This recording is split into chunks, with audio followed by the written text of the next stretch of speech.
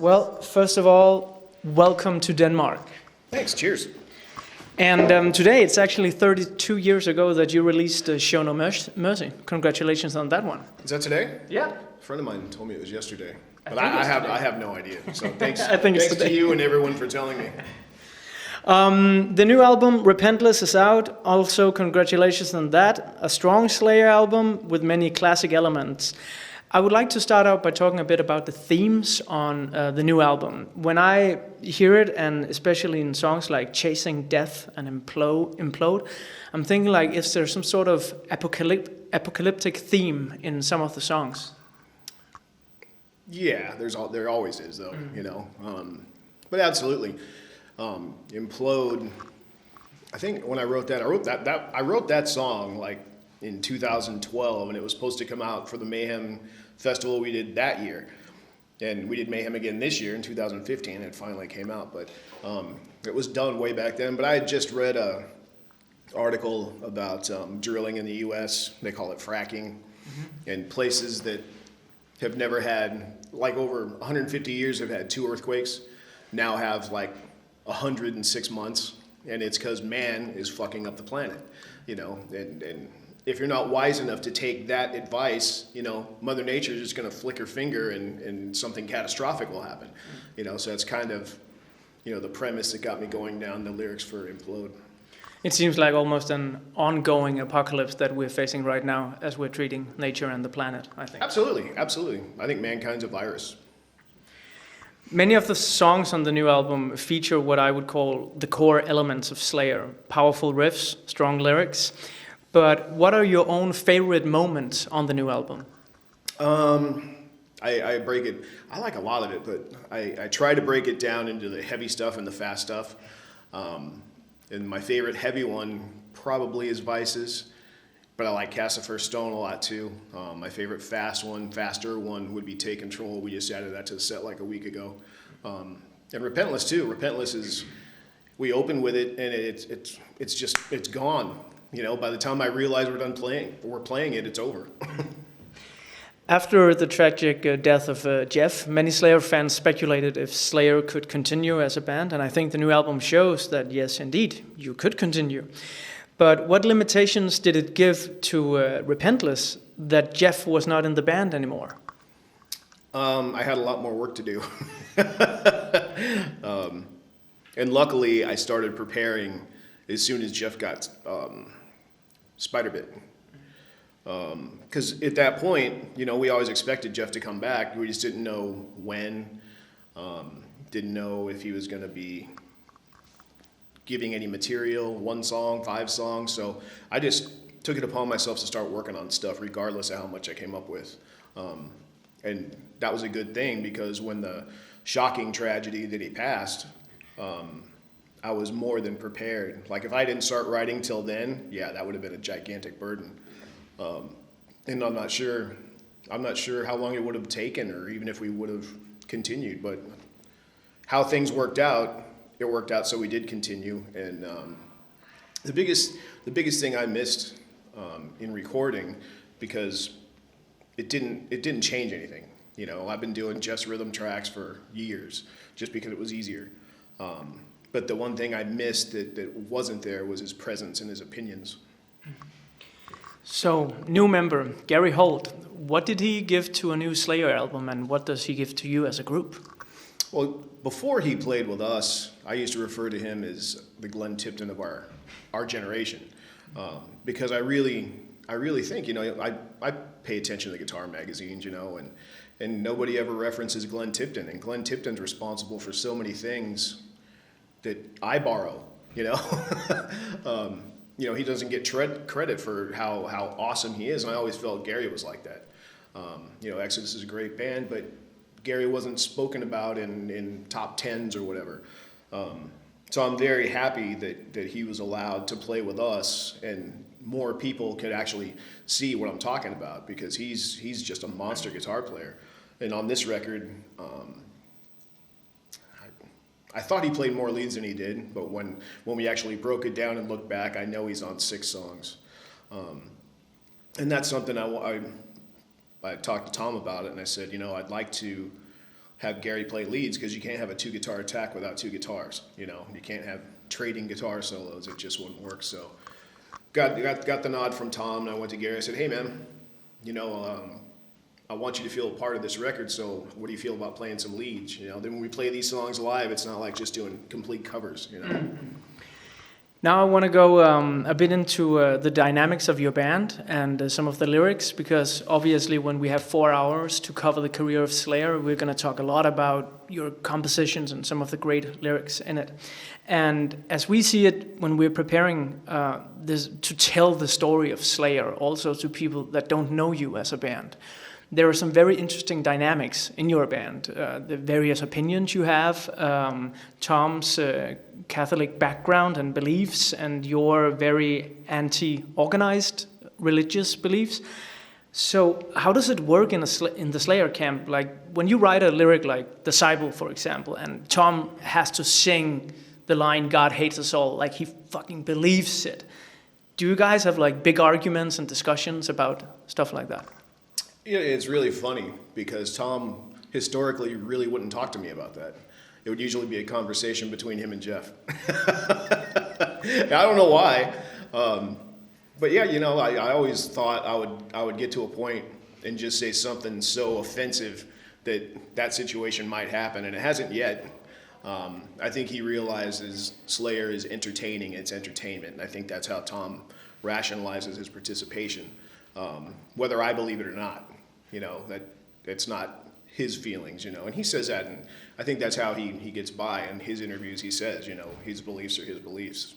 But, you know, Slayer, since the early days, came about being a band that sings about taboo type of things, horror movie references, anti-religious references, and, you know, that's what Slayer is, and to do anything different now would just make every fan we ever had hate us, you know. And I like it. I like horror movies, and I like just darker topics. But has there ever been any point where one of you said like, "Okay, guys, this is just too much. Like, we have to turn it down a notch"? No, the only time that ever happened, and it happened on this record. You know, we put out Atrocity Bender as a B-side on some single. And I always wanted it to be part of the collection that this record is, even though people had access to it. And in doing so, we re-recorded it from the bottom up. Paul's doing the drums. I re-recorded every guitar and changed not the arrangement, but how the drums sit in it. And I took the opportunity to make the lyrics better. Because when I wrote it the first time, I got to the third verse, and I said, the song's called Atrocity Bender, and I haven't written anything atrocious yet. So that's when I wrote the line, something, something, fist fuck you with your own severed arm. And in hindsight, I went, that's a little too grandstandy for Slayer, you know? It sounds like some another band would have did, so I fixed it in my mind. I made it better. Maybe Cannibal Corpse could have used it. Cannibal Corpse for sure, and that's not saying anything bad about Cannibal Corpse. It just was, to me, it was too over the top for Slayer, if that makes sense. Definitely. We also talked about a song like Silent Scream. It could be argued when you look at the lyrics, which Tom wrote, that it is an anti-abortion lyric, but that doesn't seem to fit very well into your view and beliefs. So how is that for you, playing a song like that? I was never a big fan of that topic, but, you know, it's kind of give and take. You know, I know Tom's not into everything I write, but we still perform it. So to me, that's like giving your bandmates the benefit of the doubt and saying, you're into this, you feel strongly about this, it's a good song, move forward. Does it give you a strength as a band that you have these differences and you can overcome them? I would say yeah, rather than no. You know, any kind of open conversation is good conversation. I remember when you released the song Jihad, it caused quite an uprising in the media, and some found it very provocative. Were you surprised in the Slayer camp that the reactions to this particular song, Jihad, was so strong? Maybe a little bit. I mean, to me, it's bordering on the craziness of the Angel of Death when it came out. So much so that the record label decided they didn't want to put it out. So we had this great record that our record label refused to put out. Looking back now, I wonder what they think. You know, what people call the quintessential thrash album. I wonder what that company thinks now. They probably don't give a shit. When we're doing this show, I have a producer with me, and I chose that it should be a guy that is not into the metal world, because I think it's a strength in my show to have someone who stands on the outside. And he said one thing like, Anders, I wonder what it is about religion and the metal community, because if you look at the hip-hop community, if you look at the pop people doing high charting things, they don't care about religion in their songs, but for some reason in the metal community, it's like highly important to emphasize some point of view or standpoint towards religion. Why do you think it is like that in the metal community in general? My guess is just because metal's always been, I mean, take a band like Judas Priest, and they don't do it that I'm aware of. But, you know, Black Sabbath, absolutely. And it becomes, I think well, for me, and I assume in a Black Sabbath type of band, it becomes, how do I outdo what I've already done to an extent? And once one of the hardest times of my life was after God Hates Us All came out, because that's such a strong statement. And I'm like, how do I beat that? You know, what am I going to say next? I just said it all. Without going Cannibal Corpse on it. Yeah. And it took me a long time to get the next record to find topics. I'm like, all right, this is strong enough.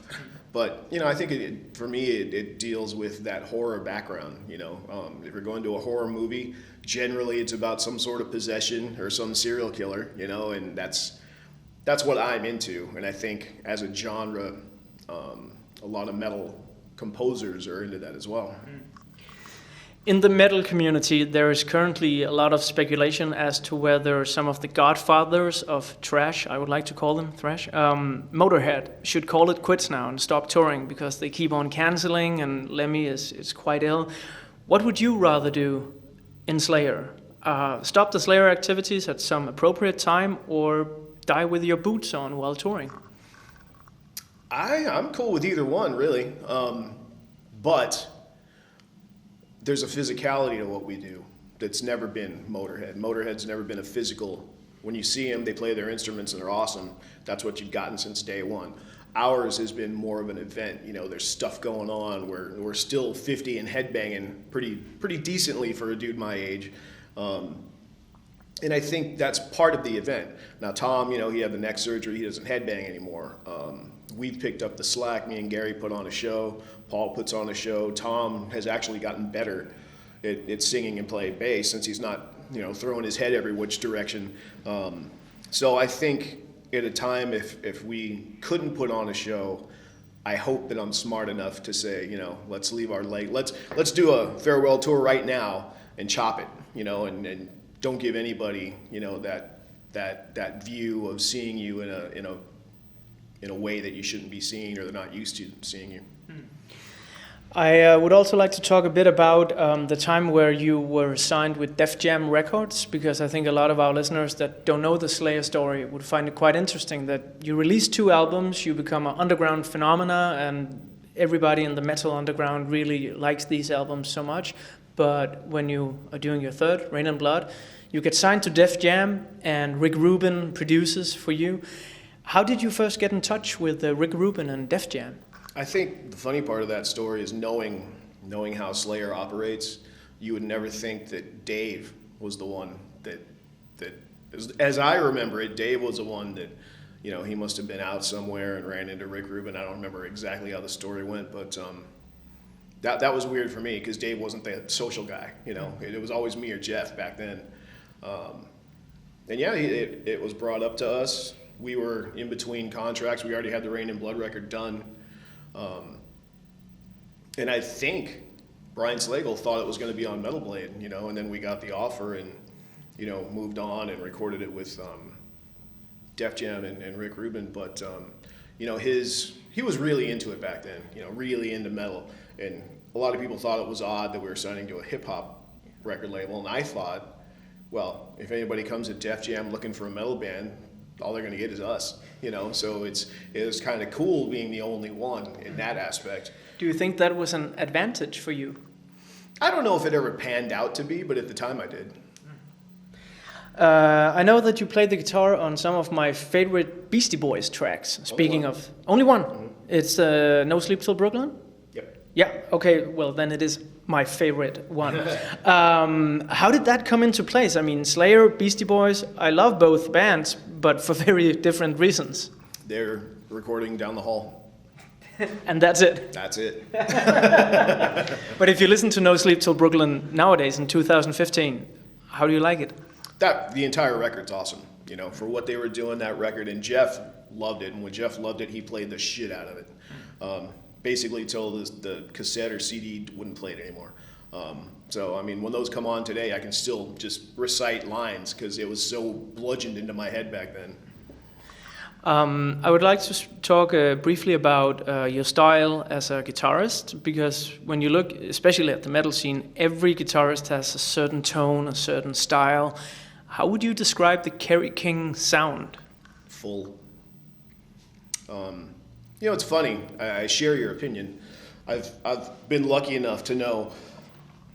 Well, I've met all my heroes, I think, and I know a lot of my contemporaries. And I've had Glenn Tipton's guitar on stage playing through his rig. I've had Dimes on stage playing through his rig, and we're all really close to each other. But I couldn't do a show on their rigs because it's just not what I need. And really, seriously, it's so minor. It's a tonality, you know. That's all it is. Dime loved some treble, way too much for me on the way I play. But it worked for him. Dime's style's unmistakable and super awesome. But it's just funny. We all hover around the same little spot, but it's all just a tiny bit different. And it's that little difference that makes us unique, I guess. What would you describe as the core sound of Slayer? Like, what does a typical Slayer song consist of? Anger, aggression, you know, thrash. I mean, I think, you know, Metallica at one point were a thrash band, for sure. Master of Puppets is a thrash record, and it's great. But I think when you think thrash, you think Slayer. You know, Megadeth has almost become a pop band. And Anthrax, you know, they're in there, but they've got their own sound too. And maybe it's not a different kind of thrash, but you're never going to mistake Anthrax and Slayer. You know, there's probably more for the singers than anything because they're way different. You are playing here tonight with Anthrax on the bill as well. Would you ever do the same thing with, say, Megadeth, for example? We did that like 2010. Mm-hmm. Yeah, we did the European Carnage, the American Carnage, Australian Carnage. That's just what it was kind of labeled, and we did that, you know, quite a while. Mm. Of the many Slayer songs with lovely guitar riffs and solos, are there some you are very proud of? Which ones are standout tracks for you? There's a lot, but playing live, and it always comes home every time we play live, every day. When we play the song "Raining Blood," you know, the crowd. I mean, we played the better part of an hour and a half by the time that song comes on, and it's like we just got on stage. It's amazing. Okay, here for the end questions of the interview, I would like to rewind the clock in the years quite a lot. Copenhagen, 1985, 87, 88. I've brought a picture for you. This is you guys with the Danish band Artillery. But who the fuck are the other dudes? Yeah, I don't remember that. Yeah, that's Artillery. There's so many pictures like this from back then. Yeah, I can imagine. But this was like, I brought it to sort of like jolt your memory in the faint hope that you might remember playing in Copenhagen in the 80s in some small club. Do you have any... Do you know what the club was called?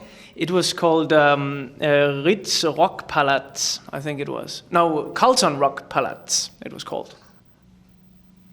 And that 85 tour is quite a blur. I started drinking on that tour. That's the tour I started drinking on. But not for any reason like things were bad or anything. It was just my time, you know. We were having fun, and obviously there's beer bottles all over that picture. And Reebok boots. And I never drank beer. I went from soda to vodka. I talked to one of the guys that did the warm-up show. It's a Danish thrash band called Artillery, and they're still at large, actually, still exists. And they say that they had a very fun night with you. It was an awesome concert. And they remember that on your rider, back in the day, you had to have 20 bags of coffee. Does that ring any bell to you? No. People remember odd things, but we were never eccentric in our backstage things. Like, we never said we can only have green M&Ms or anything like that. You know, we got, everyday stuff, fruit, bread, chips, sandwich meat. In these early years, I mean, way back in the day here, the kids that would come out to a Slayer show, what would the typical Slayer fan be like in '85 and look like? Would look just like this. Just like that. Because jeans and Reebok. We were fans, we were fans first. Man, Jeff still got his leathers on. We must have just got off stage. But yeah, that was what you wore, denim and leather. I mean, Saxon wrote a song about it. But that's exact. I mean, you could take this picture and say that was the time, because we were all fans of Priest and Sabbath and Maiden and everybody, and that's how we dressed, because we were into metal and punk, and that's kind of crossover. Mm-hmm. So now for the end of the interview, I would like to take it back up to 2015. The metal scene has evolved and grown considerably since this time. What is the biggest difference between the early 80s and 2015? We did a show, I think it was in Leipzig a few weeks ago. And what I noticed about the crowd, it was the oldest crowd I'd ever seen in my life. And what I think happened was all the original fans from this time went and got all the tickets, because they knew it was going to sell out before the kids got. I mean, there was kids there too, of course, but I even called my wife about it, and I said, this was the oldest crowd I've ever seen in my life. It was very odd, but when you think about it, I mean, there's people that have been here 32 years, as long as we have, and they might have been 30 then. Those are 60-year-olds. They're older than me. And the very cool thing about our music is I call it a generation jumper. It's not uncommon to see teenagers that are new fans, along with the 60-year-old original fans. It's very cool. Here in Denmark, we find very little offense in religious criticism. We are not easy to shock, not easy to provoke. But in general, do you feel that it was easier to provoke and shock people back in the 1980s through your music? I think so, because it was a very different society. It was a very much more sheltered society. And with the internet and instant information, you can see the atrocities of humanity as they happen. And I think that desensitizes people a little bit compared to in the 80s. In the 80s, the scariest thing was Seven or, The Exorcist. Now there's reality that's far more scary than that stuff. So I think it's a little bit desensitizing. And I think the people of Europe in general are more free thinkers. They don't just do things because it is written. You don't believe in God because your parents do. You believe in God because you made your own choice. Do you still stick to your classic heavy inspirations such as Sabbath and Judas Priest, or do you also find inspiration in some newer and more modern metal artists here in 2015? I'd say both, but I don't have newer bands. The last movement that I think I got into was a Scandinavian one, and by that I mean In Flames, Arch Enemy, The Haunted, Bodom, stuff like that. And that's the most recent, what I call a movement that I was into. But I still love them. I'm going to see the In Flames guys in a couple days, and actually The Haunted's playing on our show in a couple days, so get to see a lot of my old friends. So here in 2015, Kerry King, what would you say is the most important contribution Slayer has made to the music community? I think showing everybody that it's all about doing what you love, and you can't do music that you're not into, because fans aren't stupid anymore. Fans will see right through it and realize you're doing things to make money. And this was never about money. In the beginning, before even this picture, it was about, Jeff used to say, it was about chicks and beer. If we get chicks and beer, we'll be there.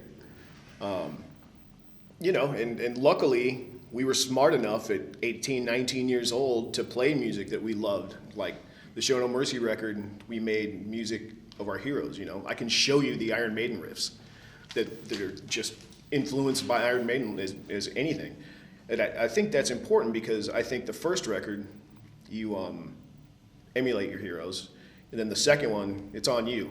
You got to start becoming your own. And we did, you know, I was very into Venom, you know, and I'm sure you can hear Venom references. The whole entire Hell Awaits album is Merciful Fate influenced. And then Rain and Blood came around, and that's where Slayer was from then till now. You know, it took us a couple years to find our sound, but we found it and we ran with it.